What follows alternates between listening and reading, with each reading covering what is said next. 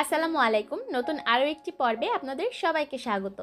আজকের পর্বে তৈরি করে দেখাবো মাওয়া। বিভিন্ন মিষ্টি অথবা মিষ্টি জাতীয় খাবারের ক্ষেত্রে প্রায় সময়ই আমরা কিন্তু মাওয়া ব্যবহার করে থাকি, কিন্তু এই মাওয়াটাই বাইরে থেকে আমাদের চড়া দামে কিনে আনতে হয়। তাছাড়াও এই মাওয়াটা সবসময়ই অ্যাভেলেবল থাকে না। মাত্র দুটি উপকরণে চাইলেই কিন্তু আপনারা এই মাওয়াটা খুব সহজে ঘরে তৈরি করতে পারবেন। আজকের রেসিপিতে আমি এই মাওয়াটা খুব সহজভাবে তৈরি করে দেখিয়েছি। আশা করছি আপনাদের সকলের কাছে এই রেসিপিটা ভালো লাগবে। মাওয়া তৈরির জন্য আমি 1 লিটার ফুল ক্রিম তরল দুধ নিয়ে নিয়েছি। আর দুধটাকে পূর্ণ ননিযুক্ত হতে হবে, মানে দুধের স্বরটাকে আগে থেকে তোলা হয়েছে এমন কোনো দুধ এই মাওয়া তৈরির কাজে ব্যবহার করা যাবে না। এবার এই দুধটাকে জাল করতে করতে একদম ঘন করে ফেলতে হবে। একটু ঘন ঘন নেড়ে চেড়ে দুধটাকে জাল করতে হবে যাতে দুধটা নিচ দিয়ে লেগে না যায়। এই যে দেখতে পাচ্ছেন এরই মধ্যে দুধটা ঘন হয়ে আসছে আর দুধের স্বর হাঁড়ির গায়ে লেগে যাচ্ছে। এভাবে করে চামচের সাহায্যে দুধের স্বরটাকে হাঁড়ির গা থেকে ছাড়িয়ে দুধের মধ্যে মিশিয়ে দিতে হবে। আর এভাবে করে দুধটাকে ঘন ঘন নেড়ে চেড়ে ঘন করে ফেলতে হবে। এরই মধ্যে কিন্তু দুধটা ঘন হয়ে প্রায় অর্ধেক হয়ে এসেছে। ঠিক এই পর্যায়ে দুধের মধ্যে দিয়ে দিলাম 1 কাপ গুঁড়া দুধ। আর গুঁড়া দুধটাকেও আমি ফুল ক্রিম ব্যবহার করেছি। এবার খুব ভালোভাবে এই দুধের সাথে গুঁড়া দুধটাকে মিশিয়ে নিতে হবে।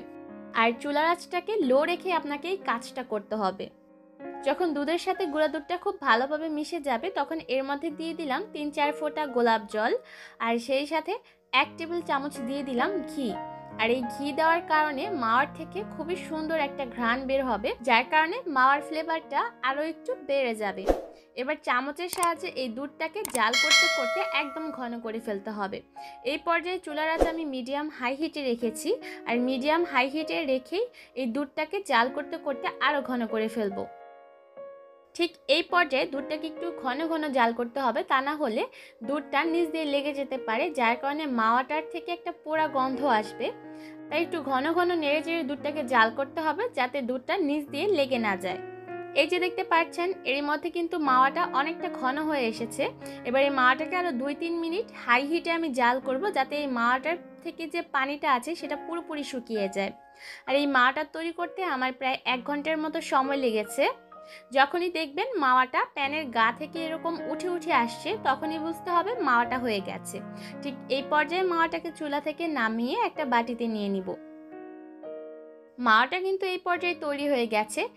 মাওয়াটাকে কিন্তু আপনারা নরম অবস্থায়ও যে কোনো ডেজার্ট তৈরির কাজে ব্যবহার করতে পারেন। তবে আমার মতো যদি ইচ্ছে জাগে যে অগোছালো মাওয়াটাকে একটু সুন্দর করে সাজিয়ে তুলবেন, তাহলে এই মাওয়াটাকে গরম অবস্থায় ভালোভাবে মথে নিতে হবে। তা না হলে কিন্তু মাওয়াটা গুঁড়ো গুঁড়ো হয়ে যাবে, যার কারণে আপনি কিন্তু এটাকে ভালোভাবে মথে নিতে পারবেন না। তাই গরম অবস্থায় মাওয়াটাকে যে কোনো একটা শেপ দিয়ে তৈরি করে নিতে হবে। আমি দেখার সৌন্দর্যের জন্য মাওয়াটাকে একটা বারের শেপ দিয়ে তৈরি করে নিব। এবার এই মাওয়াটাকে 1 ঘন্টার জন্য আমি ডিপ ফ্রিজে রেখে দিব। আর ঠিক 1 ঘন্টা পর আমি মাওয়াটাকে বের করে নিয়েছি। এই যে দেখতে পাচ্ছেন এটা কিন্তু অনেকটা শক্ত হয়ে গেছে। এবার এই মাওয়াটাকে একটা গ্রেটার দিয়ে গ্রেট করে আপনারা যে কোনো ডেজার্ট বা মিষ্টি তৈরির কাজে ব্যবহার করতে পারেন। আপনারা এই মাওয়াটা তৈরি করে 4 থেকে 5 দিনের মতো নর্মাল ফ্রিজে সংরক্ষণ করতে পারেন। আর তাছাড়াও 3 থেকে 4 মাসের মতো ডিপ ফ্রিজে সংরক্ষণ করতে পারেন। যে কোনো মিষ্টি বলেন, জর্দা, বিভিন্ন শাহী খাবার কিংবা ডেজার্ট তৈরির কাজে কিন্তু এই মাওয়াটা ব্যবহার করতে পারেন। আশা করছি আজকের রেসিপিটা ভালো লেগেছে। আজকের মতো এখানেই বিদায় নিচ্ছি। ভালো থাকবেন সবাই। আল্লাহ হাফেজ।